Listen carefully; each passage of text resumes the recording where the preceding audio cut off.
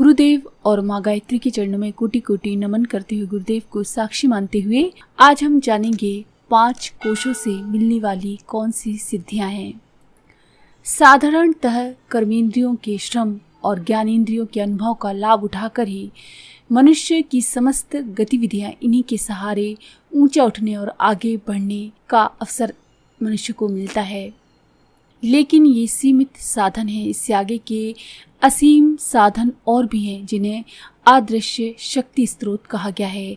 पंचकोश यही हैं। इनसे बने शरीर यदि ठीक तरह काम करने लगे तो समझना चाहिए कि एक व्यक्ति 5 गुना सामर्थ्यवान बन गया। एक को 4 और साथी मिल जाने से 5 भाइयों के साथ मिलकर काम करने की जैसी स्थिति बन गई। 5 पंच मिलकर जो निर्णय करेंगे वह फैसला मान्य होगा। 5 पांडवों ने एक सूत्र में बंधकर स्वल्प साधनों से महाभारत में विजय पाई थी। किसी को सफलता मिलती चली जाए तो कहते हैं कि 5 उंगलियां घी में हैं। महर्षि पंचशिख ने अध्यात्म तत्व ज्ञान के जिन रहस्यों का प्रकटीकरण किया है वे पंचकोशों के अनावरण से उपलब्ध होने वाले ज्ञान विज्ञान का ही संकेत करते हैं। 5 अग्नि शिखाएं, 5 ज्वालाएं पंचकोशों में सन्निहित दिव्य क्षमताएं ही समझी जानी चाहिए।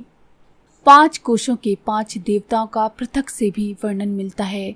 अन्नमय कोश का सूर्य, प्राणमय का यम, मनोमय कोश का इंद्र, विज्ञानमय का देवता पवन और आनंदमय कोश का देवता वरुण माना गया है। कुंती ने इन्हीं 5 देवताओं की साधना करके 5 पांडवों को जन्म दिया था। वे देव पुत्र कहलाते थे। इन 5 कोशों एवं 5 देवताओं की 5 प्रत्यक्ष सिद्धियां भी हैं। अन्नमय कोश की सिद्धि से निरोगता, दीर्घ जीवन एवं चिर यौवन का लाभ मिलता है। प्राणमय कोश से साहस, शौर्य, पराक्रम, प्रभाव, प्रतिभा जैसी विशेषताएं उभरती हैं। प्राण विद्युत की विशेषता से आकर्षक चुंबक व्यक्तित्व में बढ़ता है और प्रभाव क्षेत्र पर अधिकार बढ़ता है। मनोमय कोश की जागृति से विवेकशीलता, दूरदर्शिता, बुद्धिमत्ता बढ़ती है और उतार चढ़ावों में धैर्य, संतुलन बना रहता है। विज्ञानमय कोश की सिद्धि होने से सज्जनता का, उदार सहृदयता का विकास होता है और देवत्व की उपयुक्त विशेषताएं उभरती हैं। अतीन्द्रिय ज्ञान, दिव्य दृष्टि जैसी उपलब्धियां विज्ञानमय कोश की हैं। आनंदमय कोश के विकास से चिंतन तथा कर्तृत्व दोनों ही इस स्तर के बन जाते हैं कि हर घड़ी आनंद छाया रहे, संकटों का सामना ही न करना पड़े। ईश्वर दर्शन, आत्म साक्षात्कार, स्वर्ग मुक्ति जैसी महान उपलब्धियां आनंदमय कोश की ही देन है। जागरण एवं अनावरण शब्द पंचकोशों के परिष्कार की साधना में प्रयुक्त होते हैं।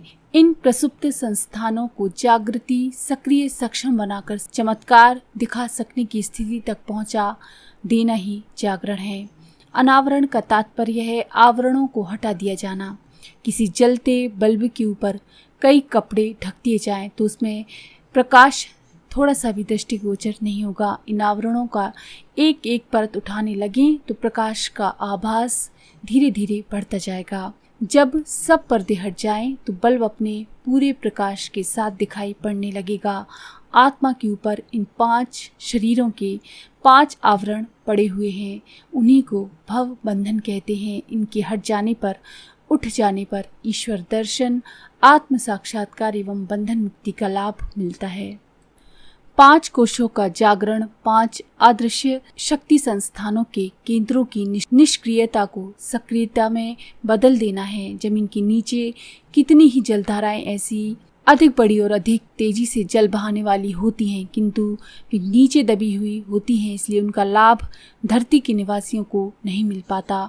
जो ऊपर बहती हैं वे ही काम में आती हैं। राजस्थान में ये प्रयत्न चल रहे हैं कि उस प्रदेश में नीचे बहने वाली नदियों का पानी ऊपर लाया जाए और उससे वहाँ के मरुस्थलों को हरा भरा बनाया जाए।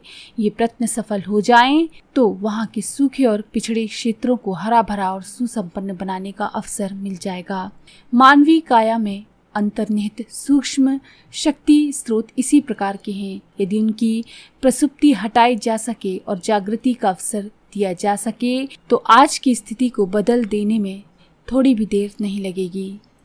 कोशों के जागृत होने पर व्यक्तित्व का स्तर कैसा होता है, इसकी जानकारी शिव गीता में इस प्रकार से दी गई है।